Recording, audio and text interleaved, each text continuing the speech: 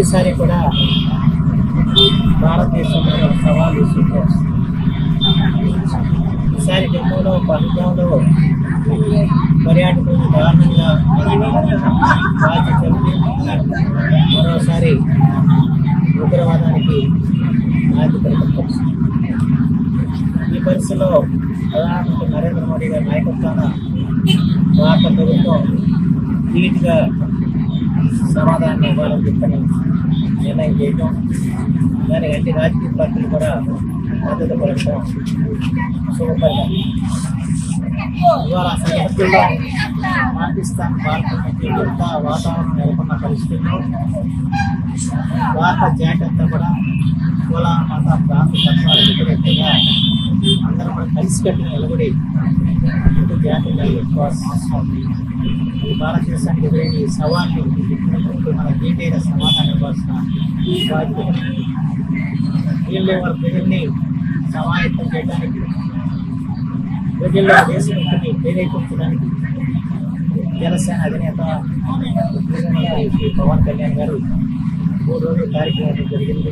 ఆ కార్యక్రమం పాటు ఈ రోజున మానవహారాన్ని కూటమి పక్షాలన్నీ కూడా జనసేన, బీజేపీ, తెలుగుదేశం 3 పార్టీలు కూడా కలిసి మార్కెట్లో నిర్వహిస్తున్నారు.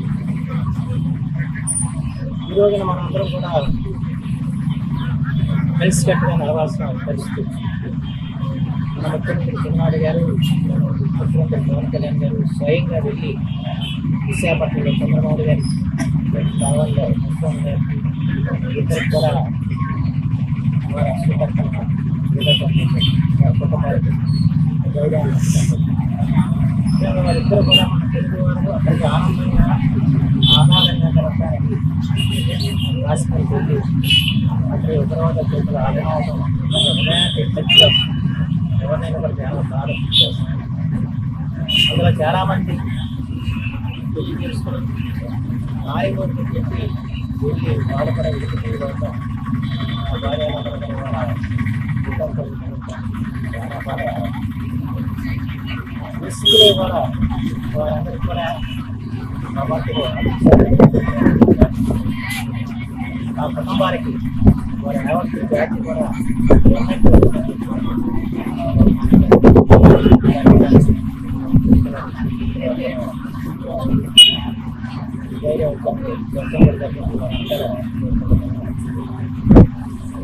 ఈ పరిస్థితుల్లో మనందరం కూడా కలిసికట్టు వ్యవహరించాలి. భాష అప్పటికి మనకు పరిగెత్తాల్సిన అవసరం లేదు.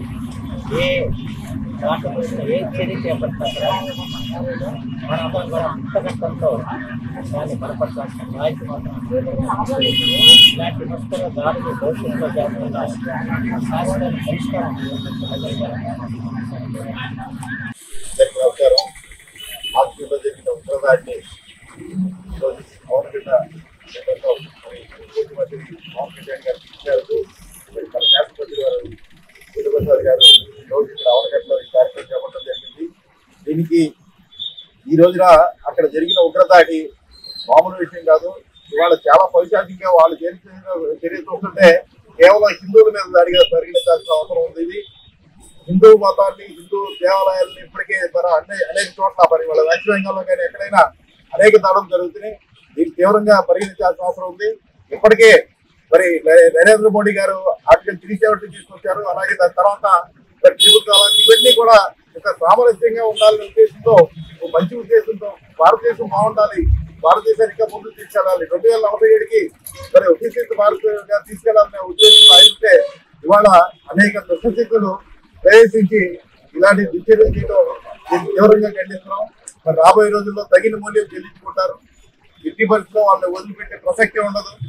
మరి ఈ దాడుల్ని చేసిన వారు ఇప్పటికే అనుభవిస్తున్నారు.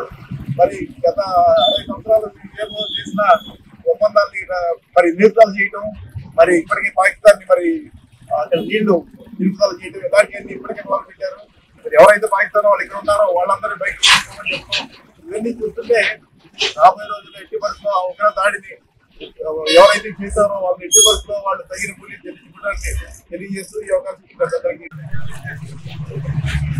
జనసేన పార్టీ అధ్యక్షులు ఆంధ్రప్రదేశ్ ఉప ముఖ్యమంత్రి గౌరవనీయులు శ్రీ పవన్ కళ్యాణ్ గారి యొక్క పిలుపు మేరకు మన ప్రీతమ నాయకులు మన శాసనసభ్యులు డాక్టర్ మండల్ ప్రసాద్ గారి యొక్క సూచనల మేరకు ఏదైతే భారతదేశ సమగ్రతని సార్వభౌమత్వాన్ని ప్రశ్నిస్తూ ప్రశాంత వాతావరణంలో ఉన్నటువంటి కాశ్మీర్ని కల్లోలం చేసి తద్వారా దేశంలో అస్థిర పరిస్థితుల్ని సృష్టించాలనేటువంటి ఒక దుర్మార్గమైనటువంటి ఆలోచనతో క్రాస్ బోర్డర్ టెర్రరిజం ఏదైతే సరిహద్దు ఉగ్రవాదం ప్రోత్సాహంతో కొన్ని శక్తులు ప్రవేశించడం అమాయకులైనటువంటి పర్యాటకుల పైన మానవత్వానికి విరుద్ధంగా అమానుషంగా కాల్చి చంపినటువంటి హెచ్చరికకు నిరసనగా 3వ రోజు నిరసన కార్యక్రమంలో ఈ రోజున అవినిగడ్డ ప్రధాన కూడలిలో మానవహారం గౌరవ మా ఎమ్మెల్యే గారు అయినటువంటి బొడ్డు ప్రసాద్ గారి ఆధ్వర్యంలో మానవహారం నిర్మించడం, అందులో భాగంగా దేశంలో ఈ రోజు ఏదైతే అమాయకులైనటువంటి పర్యాటకుల్ని ప్రాణాలు తీసుకున్నారో అలాంటి ఉగ్రవాద శక్తుల్ని కూకటి వేళ్లతో ప్రకటించాలనేటువంటి కేంద్ర ప్రభుత్వం యొక్క దృఢ సంకల్పానికి మద్దతుగా యావత్ జాతి కూడా మనందరం కూడా మద్దతు ప్రకటించాల్సినటువంటి గురుతర బాధ్యత మన పైన ఉంది. ఆ మేరకు సమాజంలో ఉన్నటువంటి కుల మతాలకి ప్రాంతాలకు అతీతంగా ఉన్నటువంటి భారత జాతి మొత్తం కూడా కేంద్ర ప్రభుత్వాన్ని మద్దతుగా అందిస్తాం. ముష్కరదారుల్ని అరికట్టడమే కాకుండా పోకటి వేలతో ప్రకటించేటువంటి కార్యక్రమానికి మనందరం కూడా సంపూర్ణంగా కోరుకుంటూ ఈ అవకాశం కల్పించిన పెద్దలకు నమస్కారాలు తెలియజేసుకుని సెలవు తీసుకున్నాం. జై.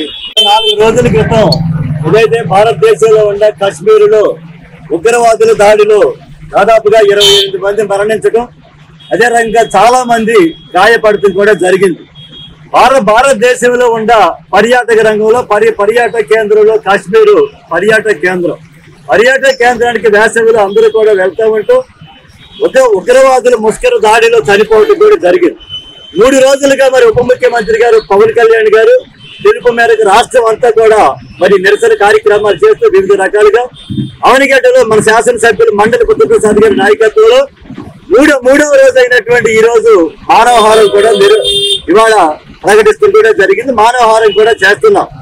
ఏదైతే ఉగ్రవాదుల దాడిలో చనిపోయారో ఉగ్రవాదులు భయానక వాతావరణం సృష్టించి వీళ్ళని ఐడి కార్డులు కూడా అడిగి హిందువుల ముస్లింస్ మీరు అని చెప్పిన ఐడి కార్డులు కూడా అడిగి మీరు హిందువులైతే లేకపోతే వేరే కమ్యూనిటీ అయితే ఇదిగో ఖురాన్ చదవండి అని చెప్పానని వాళ్ళ చేత చెప్పి వాళ్ళ చేత రాని పక్షంలో కూడా చంపేస్తూ కూడా జరిగింది. అందులో నూతన జంటను కూడా చంపేస్తూ కూడా జరిగింది. అలాంటి ఉగ్రవాదాన్ని ఇవాళ కొన్ని దేశాలు కూడా వీటికి సపోర్ట్ గా ఉండి ఆ దేశాలు ఇవాళ భారతదేశంలో జరిగిన ఈ ఉగ్రవాదానికి అమెరికా లాంటి దేశాలు కూడా ఇవాళ ఇది ముక్త ఖండంతో ఖండిస్తున్నాయి. ఇవాళ భారతదేశంలో ఉన్న ఉగ్రవాదాన్ని అంతా నశించాలని చెప్పనని ఇవాళ ప్రపంచ దేశాలన్నీ కూడా ఇవాళ చూస్తున్న ఉగ్రవాదం ఇవాళ నశిస్తానికి భారతదేశం ఏదైతే తీసుకున్నదో అందులో భారతదేశం ఉన్న ప్రతి ఒక్క పౌరుడు కూడా దానికి సహకరించాలి. ఇందులో చనిపోయిన కుటుంబాలందరికీ కూడా ప్రగాఢ సానుభూతిని తెలియజేస్తూ అదే రకంగా హాస్పిటల్లో కోలుకుంటున్న వారికి త్వరగా కోలుకోవాలని చెప్పానని ఆ యొక్క భగవంతుని మనస్ఫూర్తిగా కోరుకుంటున్నాం.